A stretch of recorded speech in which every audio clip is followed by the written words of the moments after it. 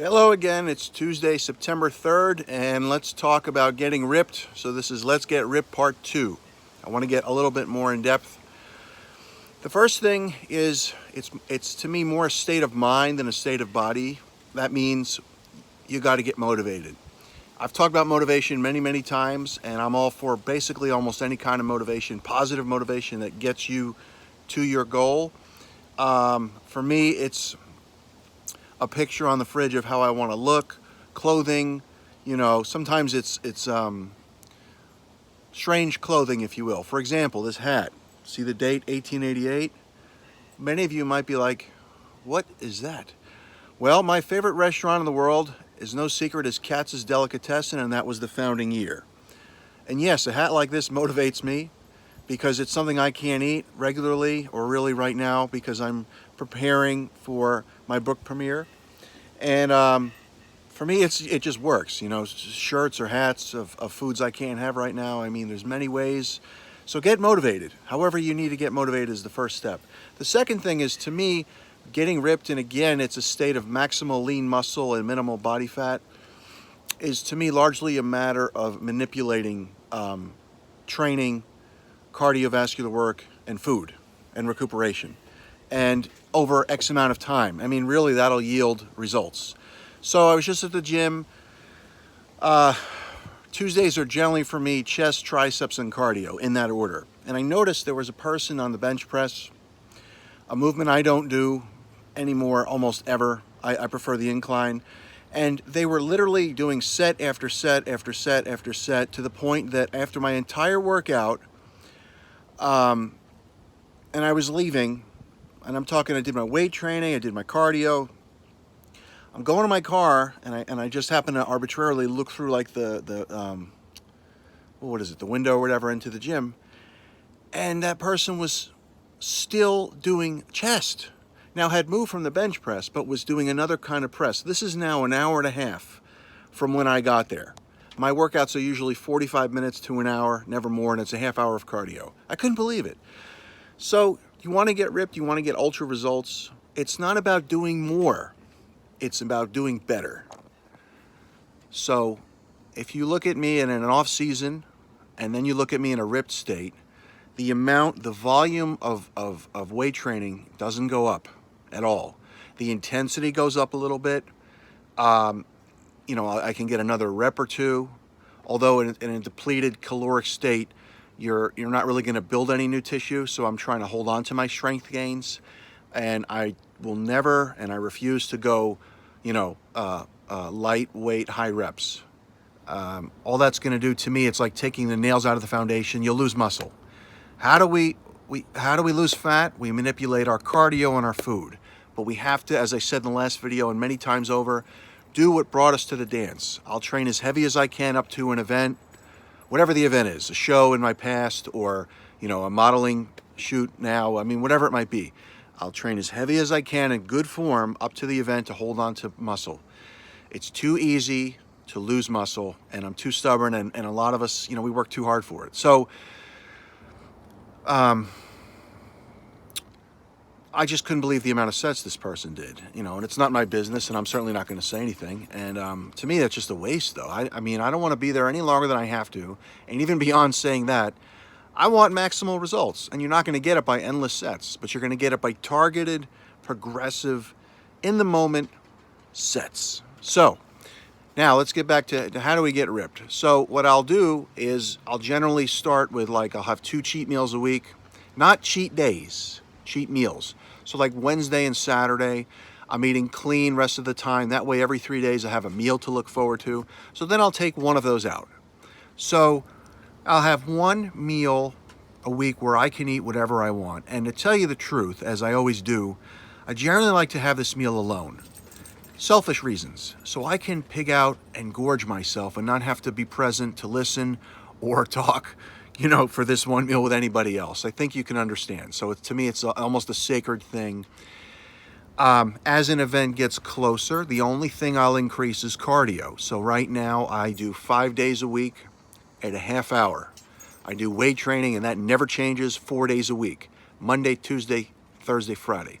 Abdominals I will do Monday, Wednesday, and Friday after my weight training, but prior to my cardio. So what changes, cardio will go up to 40 to 45 minutes. And I'll start that at like Monday and Wednesday and Friday sessions. So Tuesday and Thursday will still stay at a half hour. The reason being, I don't like to do too much too soon to really shock my system, and I also like to leave things to be able to manipulate later on, if that makes sense. As I'm getting leaner, later on, a few weeks thereafter, then I will do 45 minutes Tuesday and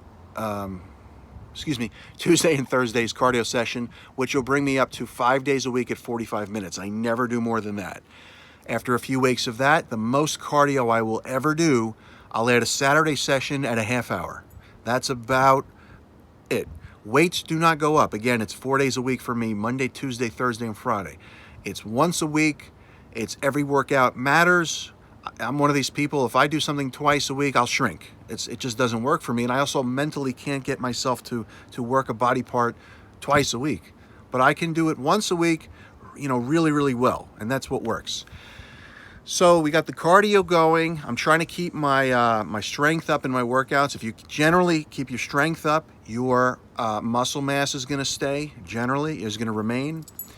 I'll also add posing practice a few days a week, 5 minutes, no more than 8 minutes really, just to get more control over the muscles. I have always believed it does harden the physique a little bit to some degree. You get more control over the muscles. I think it's actually particularly good, not only for a bodybuilding show, which I realize many people watching this are never going to do, but also for modeling and assignments and stuff. When you're doing exercise and you have to really hold the pose and smile, but blow out the air so your abdominals are present. Actually a very tricky thing to do, and it comes with practice.